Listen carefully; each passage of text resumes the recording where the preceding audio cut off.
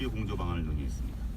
강 장관은 오늘 밤 뉴욕에서 열리는 유엔 평화유지 장관회의에 참석한 뒤 내일 워싱턴으로 이동해 폼페이오 미 국무장관과 회담을 가질 예정입니다. 한미 외무장관은 북미 협상 재개를 위한 구체적인 협의는 물론 이산가족 화상상봉 등 남북 문제와 관련한 경로를 벗어났습니다. 경로를 다시 요청합니다. 미국 국무부는 김정은 북한 국무위원장이 조만간 협상 테이블에 복귀할 것인지와 관련해 여전히 낙관적이라고 밝혔습니다. 로버트 팔라디노 국무부 부대변인은 현지 시간 28일 김 위원장이 곧 협상 테이블에 나올 것으로 보느냐는 질문에 마이크 폼페이오 국무장관이 어제 하원 외교위 청문회에서 말한 것처럼 여전히 낙관적이다라고 답했습니다. 팔라디노 부대변인은 스티븐 비건 국무부 대북특별대표의 성수대교 남단 분기점에서 올림픽대로 종합운동장 방면 오른쪽 올림픽대로 입구로 진입하세요. 올림픽대로 진입입니다. 보궐선거 사전 투표가 오늘과 내일 진행됩니다. 투표는 오전 6시부터 오후 6시까지 진행되고 유권자는 별도 사전 절차 없이 주민등록증이나 운전면허증 등의 신분증만 지참하면 사전 투표소가 설치된 곳 어디에서나 투표를 할 수 있습니다.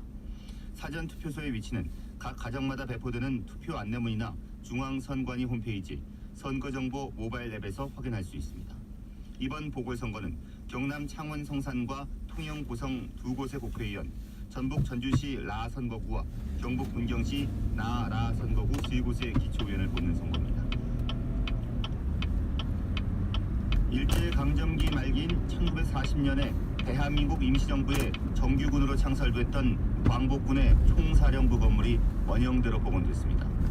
중국 충칭에 있는 광복군 총사령부 건물은 1년여에 걸친 공사를 마치고 성수대교 남단 분기점에서 원래 모습을 올림픽대로 종합운동장 방면 오른쪽 올림픽대로 입구로 진입하세요. 4차로를 이용하세요. 중국 현지에 거주하는 독립유공자 후손들과 복원 작업을 도운 중국 충칭시 관계자들도 함께합니다.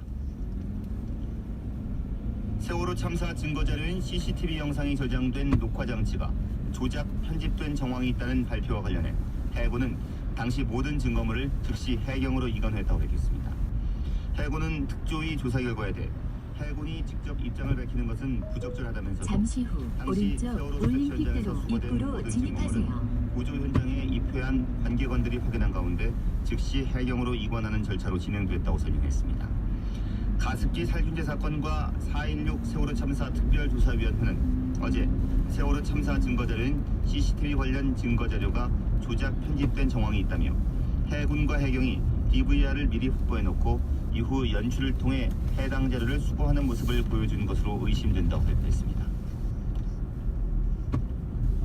우리 공군이 운용하게 될 스텔스 전투기 F-35A 2대가 오늘 오후 2시 청주 공군기지에 도착합니다. 청주기지에 도착하는 F-35A는 우리 공군이 지난해 말 미국 현지에서 인수한 6대 중에 2대로 1km 공군 자체 시속 수령 조치를 거쳐 80km 과속 단속 구간입니다. 다음 달부터도 거의 매달 F-35A 2대가 국내에 도착해서 올해 10여 대가 전력화될 것으로 알려졌습니다. 러시아 스캔들 수사 결과를 담은 로버트 뮬러 특검의 수사 보고서 분량이 300쪽이 넘는다고 미 일간 뉴욕타임스가 현지 시간 28일 보도했습니다. 뮬러 특검으로부터 수사 결과 보고서를 제출받은 윌리엄 바 미 법무장관이 지난 24일 4쪽짜리 요약본을 상하원 법사위에 제출했지만 전체 보고서는 여전히 기밀로 분류돼 비공개 상태입니다. 현재 주행도로는 올림픽대로입니다. 300쪽이 넘는 보고서는 바 법무장관이 의회에 보낸 4쪽짜리 요약본에서 빠뜨렸을 수 있는 것에 대한 의문을 제기한다면서 바 법무장관이 전한 결론과 다른 단서가 있을 가능성에 주목했습니다. 날씨입니다. 오늘은 전국에 구름이 많이 끼겠습니다. 미세먼지 농도는 세종, 충북, 전북은 나쁨, 그 밖의 지역은 보통으로 예상됩니다. 다만 오전에 경기 남부, 강원 영서, 대전, 충남, 광주, 제주권에서 나쁨 수준일 것으로 예상됩니다. 오늘 낮 기온은 서울이 13도 등 전국이 9도에서 19도로 어제보다 1도에서 3도가량 낮겠습니다. 오늘 바다의 물결은 동해 중부 먼바다에서 2에서 3m로 높게 일겠습니다.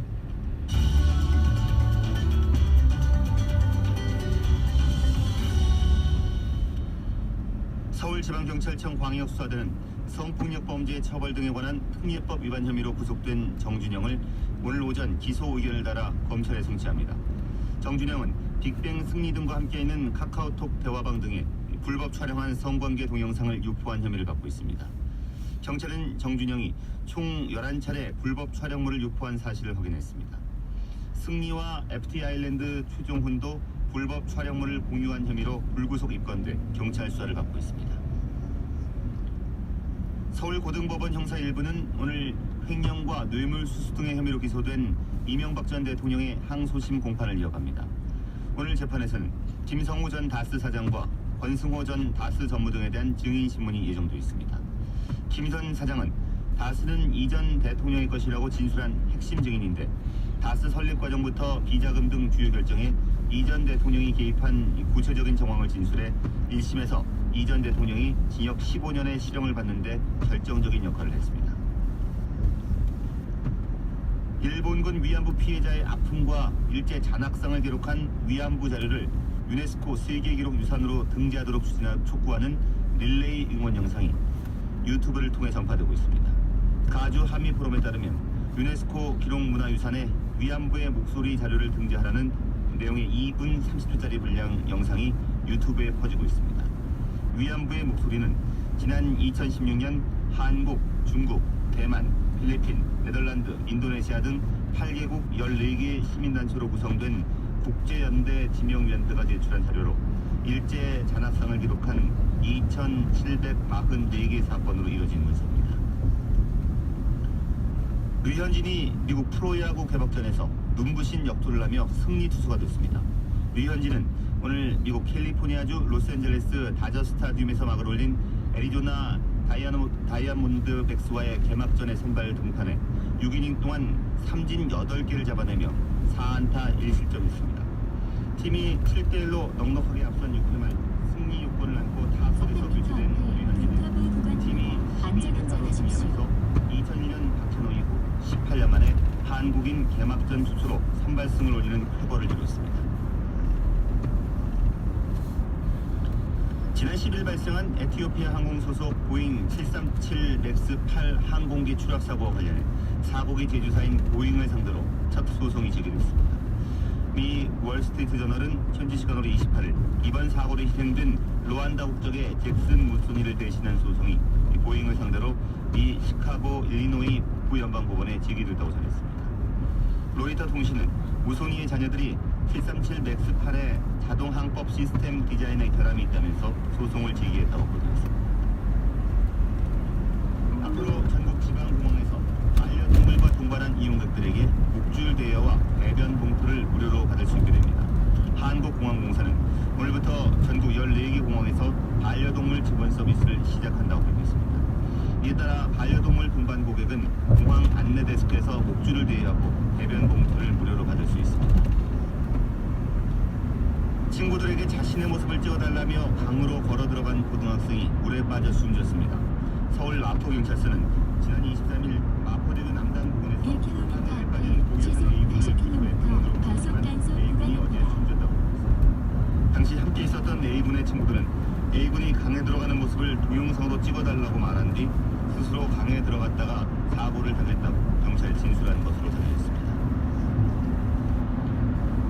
이부진 호텔 신라 사장의 프로포폴 상습 투약 의혹을 확인하기 위해 병원에 환자 정보 제출을 요구했다는 이유로 의료단체로부터 고발당한 경찰이 당시 절차가 적법했다고 재차 강조했습니다.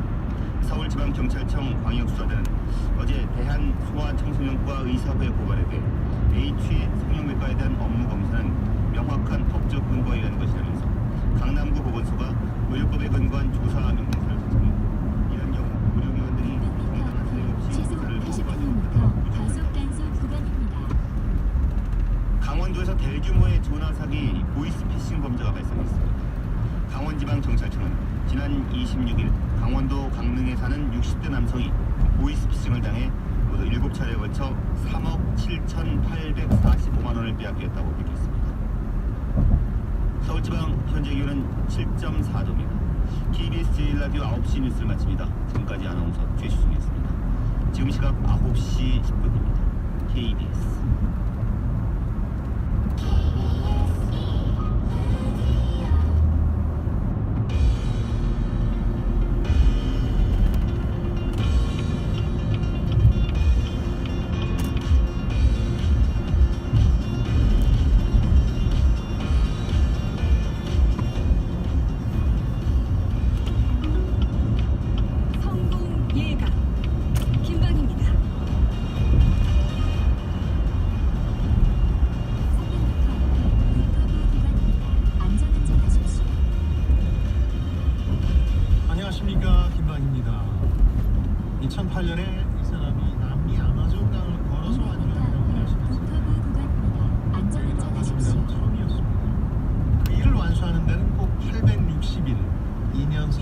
10일이 더 걸렸습니다. 영국군 대위 출신으로 서바이벌 전문가로 활동 중인 에드 스태포드가 주인공입니다. 최근에 인류의 모험 가운데 가장 위대한 것 중 하나로 꼽히는 이 일에서 가장 어려웠던 점에 대해서 그는 의외로 몸이 아니라 머리를 언급했습니다. 내 모든 문제는 11.4km와 바니라이시까지 직진입니다. 그러니까 제가 해야 할 일은 그저 내 머리에 긍정적인 자극을 주는 것뿐이었습니다. 그러면 모험은 훨씬 쉬워졌습니다. 첨단 정보기기로 무장하고 세상이 하나가 된 세계에서 지쳐설까요? 요즘은 세계적으로 야외 활동이나 모험이 굉장한 인기를 끌고 있고 그런 상황에서 생존 기술을 가르치는 서바이벌 전문가들도 각광받고 있습니다. 이들이 활약하는 TV 프로그램도 헤아릴 수 없을 정도로 많습니다. 에드 전에는 영국 특공대 SAS의 생존 기술 교관 출신으로 유명인이 된 베어 그릴스가 있습니다. 우리나라에도 이 사람들이 많죠. 이런 생존 전문가들의 조언에서 성공의 힌트를 얻을 수는 없을까? 저는 아마존 강에서 죽음과 마주하며 버틴 에드의 말에 크게 공감했습니다. 부정적인 생각을 하자면 한도 끝도 없죠. 그러나 긍정적인 자극을 스스로에게 끊임없이 심어주면 모험이 쉬워집니다. 이 일이 끝나면 아니면 목표를 달성하고 나면 자신한테 뭘 선물할 거고 사랑하는 사람들과 어떤 일을 하겠다고 말이죠. 주말과 휴일은 그런 자극을 계획하고 실행하기 좋은 때입니다. 삶은 긴 승부고 생존에 관해서 베어가 한 명언도 잊어서는 안 됩니다. 이 사람은 이런 얘기를 합니다. 생존은 단 3마디로 표현할 수 있습니다. 절대 포기하지 마십시오. Never give up. 이런 얘기거든요. 자, 금요일 성공예감 김반입니다. 시작하겠습니다.